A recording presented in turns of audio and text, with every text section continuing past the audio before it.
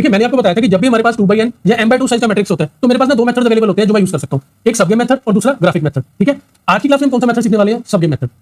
अब ये जो मैं कह रहा हूं कि 2/n गेम साइज है, m/2 गेम साइज, इसका क्या मतलब है? देखिए 2/n साइज का मतलब क्या है? 2/n साइज का मतलब ये है कि जो मेरा रो प्लेयर है उसकी तो दो स्ट्रेटजीज है और जो मेरा कॉलम प्लेयर है उसकी दो से ज्यादा स्ट्रेटजीज है। ठीक है, for the sake of simplicity आप ऐसा मानते हैं जो मेरा रो प्लेयर है वो प्लेयर ए है, ठीक है, और जो मेरा प्लेयर बी है वो मेरा कॉलम प्लेयर है। ठीक है, तो रो प्लेयर मेरा प्लेयर ए हो गया और कॉलम प्लेयर मेरा प्लेयर बी हो गया। तो 2/n गेम साइज क्या होगा? जो मेरा प्लेयर ए है उसकी तो क्या है, दो स्ट्रेटजीज है, A1 और A2। ठीक है, और जो मेरा प्लेयर बी है उसकी क्या है, मोर देन 2 स्ट्रेटजीज है, जैसे B1 B2, ठीक है, मोर देन 2 स्ट्रेटजीज है, B3 और B4। तो इस तरह से हमारे पास 2/n साइज की गेम होती है। ठीक है, 2/n साइज मतलब दो स्ट्रेटजीज किसकी है? रो प्लेयर की, यानी कि यहाँ पे प्लेयर ए की, और मोर देन 2 स्ट्रेटजीज किसकी है? कॉलम प्लेयर की, यानी कि प्लेयर बी की।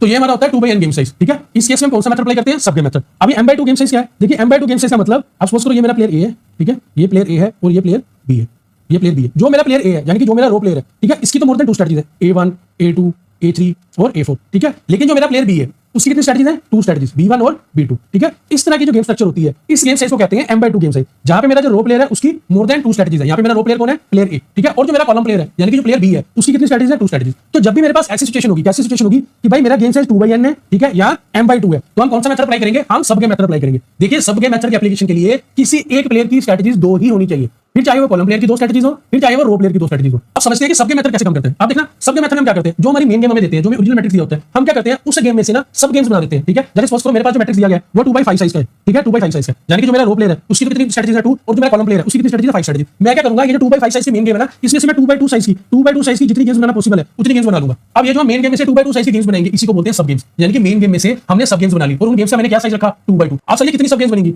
4 बनेंगी, 5 बनेंगी, 6 बनेंगी, भाई ये डिपेंड करता है कि आपको ओरिजिनल गेम का क्या साइज दिया गया। 2/4 दिया है, 2/3 दिया है, 2/5 दिया है, उसके अकॉर्डिंग हम सब गेम्स हमारी बनेंगी। ठीक है, तो हम क्या करेंगे, हम मेन गेम में से सब गेम्स बना लेंगे। ठीक है, अब ये जो हमने सब गेम्स बना ली, अब इन सब गेम्स को एक तरह से इंडिपेंडेंट गेम्स ट्रीट करो और इनकी वैल्यू गेम्स निकालो। ठीक है, अब इनकी वैल्यू गेम्स कैसे निकालेंगे? जितनी भी हमारी सब गेम्स बनेगी, सपोज करो हमारी 5 सब गेम्स बनेगी, कितनी बनेगी? 5 सब गेम्स बनेगी। मैं हर सब गेम की वैल्यू गेम निकालूंगा। हर सब गेम की क्या निकालूंगा? वैल्यू गेम निकालूंगा। वैल्यू गेम निकालने के लिए क्या करूंगा? मैं हर सब गेम में पहले तो ये चेक करूंगा भाई सेटलमेंट मिल रहा है। अगर सेटलमेंट जिस गेम में मिल गया फिर तो सेटलमेंट तो सीधी वैल्यू गेम आ गई। ठीक है, अब सपोज करो सर सेटलमेंट नहीं मिल रहा, तो सेटलमेंट नहीं मिल रहा तो क्या दिक्कत है? कोई दिक्कत नहीं है। हमने क्या करा है, हमने तो भाई 2/2 साइज की गेम्स बनाई है। तो मुझे पता है जब मेरे पास 2/2 साइज का गेम होता है तो मैं और मेथड लगा सकता हूं। मैं 2/2 साइज वाली जो गेम्स होगी अगर वो सेटलमेंट से मेरा वैल्यू गेम नहीं आ रहा, मतलब सेटलमेंट नहीं कर रहा, फिर मैं क्या कर दूंगा? मैं और मेथड अप्लाई कर दूंगा और मेथड अप्लाई करके मैं इसकी वैल्यू गेम निकाल लूंगा। तो इस तरह से क्या होगा, मेरे पास जो सपोज करो जितनी भी सब गेम्स बनी है, अगर 5 सब गेम्स बनी है तो मेरे पास 5 सब गेम्स की अकॉर्डिंगली 5 वैल्यूज ऑफ गेम आ जाएंगी।